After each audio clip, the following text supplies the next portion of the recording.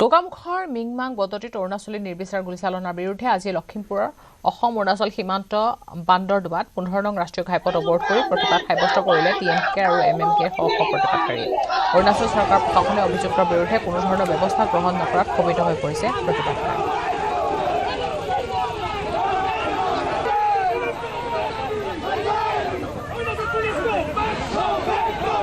মিংমাং বদতিত হৈ যোৱা সংঘটিত ঘটনাই নহয়, পুনৰাবৃত্তি ঘটিয়ে থাকে।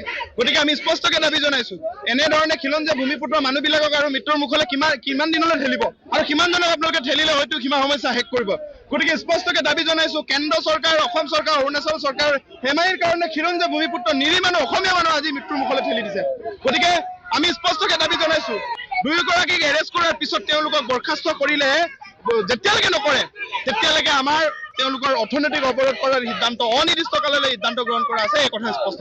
যেতিয়ালৈকে সীমান্তৱৰ্তী অঞ্চলবিলাকৰ সীমা সুৰক্ষা কৰি অসমীয়া খিলঞ্জীয়া মানুহৰ জীৱন আৰু সম্পত্তি সুৰক্ষা নিশ্চিত নকৰিব, যেতিয়ালৈকে সীমান্তৱৰ্তী ৰাইজে নিজৰ জীৱন আৰু নিজৰ ভূমিৰ ওপৰত অধিকাৰ নাপাব, তেতিয়ালৈকে আমাৰ এই সংগ্ৰাম অব্যাহত থাকিব। আমি কোনো সংঘাত বিচৰা নাই, আমি ন্যায় বিচাৰিছো। আমি কাৰো ওপৰত কঠোৰ আক্ৰমণমূলক আক্ৰোশ বিচৰা নাই। আমি যিসকল লোকে আমাৰ ওপৰত আক্ৰমণ কৰিছে তেখেতসকলৰ কঠোৰ শাস্তি বিচাৰিছো।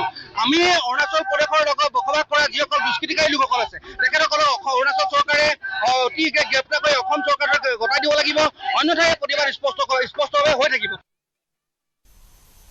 গোগামুখত অৰুণাচলী লোকৰ সৈতে সংঘটিত হোৱা গুলীচালনাত জড়িত অৰুণাচলীক কৰায়ত্ব কৰিব নোৱাৰা আৰু আঘাতপ্ৰাপ্ত লোকৰ ক্ষতিপূৰণৰ দাবীত প্ৰতিবাদ। জাগোনতো অৰুণাচলৰ বিৰুদ্ধে অৰ্থনৈতিক অৱৰোধ কৰি তীব্ৰ প্ৰতিবাদ সাব্যস্ত কৰে TMPK, বিভিন্ন দল সংগঠন আৰু স্থানীয় একাংশ ৰাইজে।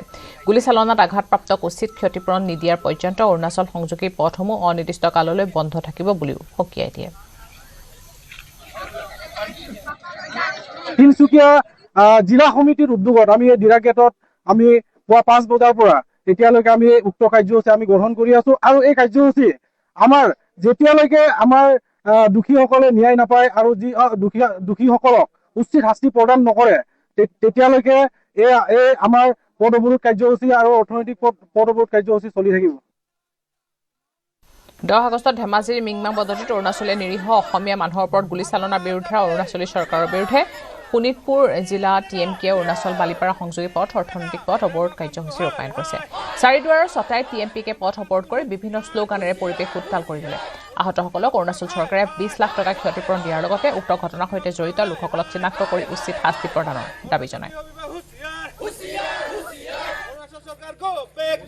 ধেমাজি জিলাৰ মিংমাঙত যি অৰুণাচলী দুৰ্বৃত্ত, সেই অৰুণাচলী দুৰ্বৃত্তত 11জনকৈ নিৰীহ অসমীয়া গুৰুতৰভাৱে আহত হৈছিল গুলীচালনাত। তাৰ পিছতেই কিন্তু এতিয়া দেখিবলৈ পোৱা গৈছে যি অৰুণাচল বালিপাৰা সংযোগী যি পথ, সেই পথছোৱাত কিন্তু অৰ্থনৈতিক পথ অৱৰোধ কাৰ্যসূচী গ্ৰহণ কৰিছে শোণিতপুৰ জিলা TMPK, আৰু ইতিমধ্যে বৰ্তমান ৰাতিপুৱাৰ পৰা এই যি পথছোৱা কিন্তু ইতিমধ্যে এনেদৰে অৱৰোধ কৰি থকা দেখিবলৈ পোৱা গৈছে। আৰু ছটাই, মই কৈছোঁ যে ছটাই ৰিহাংজুলিত এই পথ অৱৰোধ কাৰ্যসূচী গ্ৰহণ কৰিছে TMPK, আৰু যি 10 আগষ্টত যি ধেমাজি জিলাৰ মিংমাঙৰ যি বদতিত অৰুণাচলী দুৰ্বৃত্তৰ গুলীচালনাত নিৰীহ যি অসমীয়া মানুহৰ তাত অৰুণাচলী লোক আহত হৈছিল, সেই আহত লোকসকলৰ প্ৰতিবাদত আৰু তেখেতসকলে ইয়াত এনেদৰেই প্ৰতিবাদ কৰা দেখিবলৈ পোৱা গৈছে।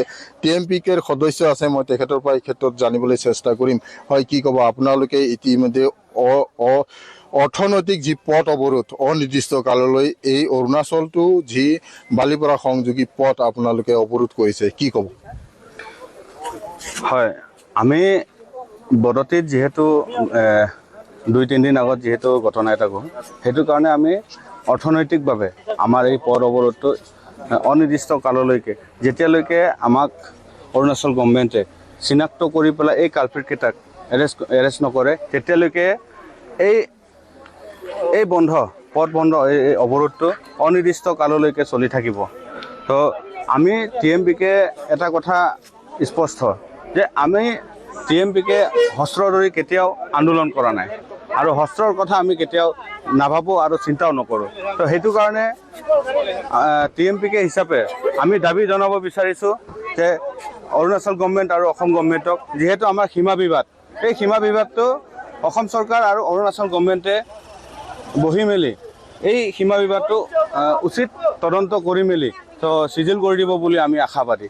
তো আমি আজি 12 আগষ্ট তাৰিখলৈকে আজিলৈকে একো চিনাক্ত কৰি মেলি অৰুণাচল গভৰ্ণমেণ্টে আজিৰ তাৰিখলৈকে চিনাক্ত কৰি দিয়া নাই তেওঁলোকক, যিহেতু 11জন আমাৰ অসমীয়া মানুহক যেনেদৰে গুলীয়াই মাৰিছে।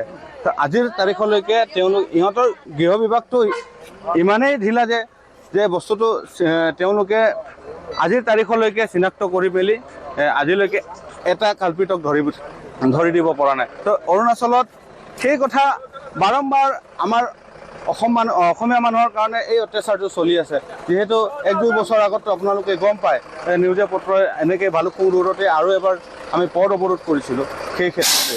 তো অনাগত দিনলৈকে সেই কথা আমাৰ ইয়াত চলিয়ে থাকিব। তো সেইটো কাৰণে অসম গভৰ্ণমেণ্ট আৰু অৰুণাচল গভৰ্ণমেণ্টক আমি এটা কথা স্পষ্ট কৰি দিব বিচাৰিছোঁ যে তেওঁলোকে এই সীমা বিবাদৰ ঝেমেলাটো অতি সোনকালে মাৰি দিব বুলি আমি TMPK ফালৰ পৰা আমি দাবী জনাইছোঁ।